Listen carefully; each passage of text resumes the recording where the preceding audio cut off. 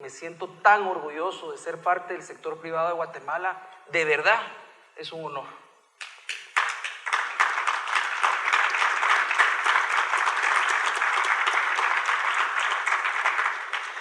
Ayer el presidente del CACIF, en una cena que tuvimos, decía de que no es momento de quejarse y de criticar, sino que de tomar acción.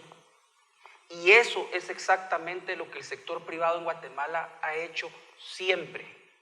El sector privado de Guatemala fue el único sector privado que cuando fue momentos de guerra y de momentos duros, en los 70 y 80, no salió corriendo y vendió sus empresas. Se quedó aquí, siguió invirtiendo y hoy sigue aquí. A mí nunca se me va a olvidar cuando mi papá estaba en la Cámara de Industria, cómo llegaban coronas de muerto y sacaban esquelas adelantando muertes y nadie se fue.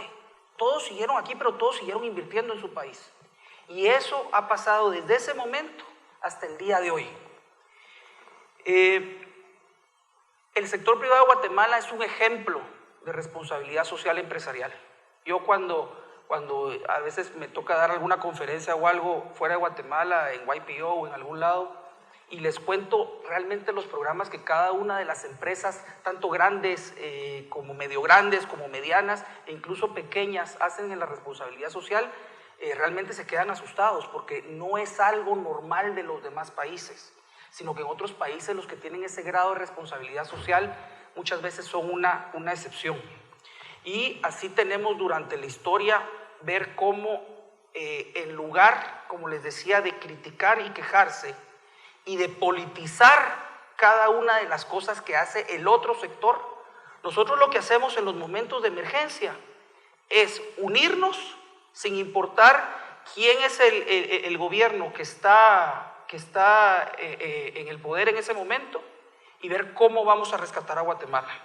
Me acuerdo las historias en época del terremoto, como una empresa reconstruyó San Martín Jilotepeque, otros hicieron otras cosas y reconstruimos junto al gobierno que carecía totalmente de recursos, fuimos reconstruyendo Guatemala. Y así, pues, con lo del volcán, con lo del Mitchell Stand durante toda la vida el sector privado ha tomado el liderazgo del momento del rescate en las situaciones difíciles que hemos tenido. Cuando comenzó la pandemia, pues el gobierno llevaba un mes y medio y la verdad que yo creo que ni habían entendido cómo estaba la cosa adentro, no sabían ni con qué recursos contaban y aparte que tenemos que estar claros que tenemos una legislación completamente complicada que no le da la oportunidad de reaccionar muchas veces al sector público. ¿Y qué hicimos al sector privado? Fuimos y dijimos al sector público qué necesitan, cómo coordinamos, cómo podemos trabajar en conjunto para minimizar los efectos negativos de la pandemia.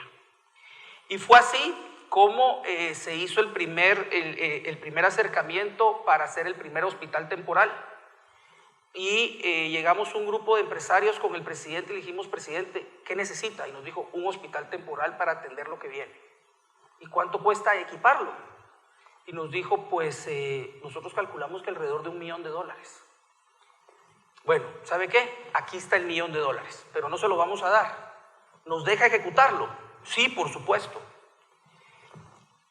Nos dieron un listado que sumaba de acuerdo al Ministerio de Salud en qué se repartía el $1 millón. Lo ejecutamos y fueron $547,000.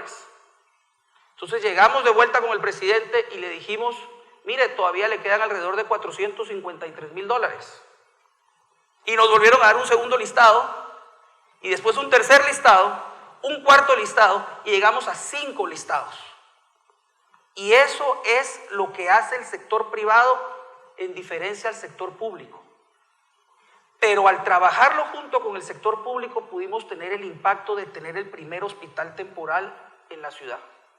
Y después hubieron más empresas que hicieron lo mismo en Petén, en Quetzaltenango y en otros lugares y logramos realmente ser el sector privado los que subsidiamos el tener una salud pública adecuada que nos permitió, por lo menos después de no tener absolutamente nada, comenzar a recibir a las personas que durante los siguientes meses comenzaron a ponerse graves. Pero teníamos otro problema, que no sabíamos quién estaba enfermo. Y los sistemas de compras, que realmente la legislación es pésima y tiene unos amarres y tiene unas formas de votar los concursos, que es en lo que más deberíamos de enfocarnos, pues vimos qué hacemos si no tenemos pruebas. Y no había forma de comprar pruebas. Entonces, junto a los Juan Carlos Páez, Juan Carlos Zapata, hicimos un plan de compra de pruebas, hicimos un fundraising del sector privado y otra vez el sector privado dijo, aquí estamos y aquí vamos, no importa si es una responsabilidad del gobierno, tenemos que saber quién está enfermo y tenemos que comenzar a atender la pandemia. Hicimos una recaudación, Juan Carlos, de 2 millones de dólares en cuestión de 15 días,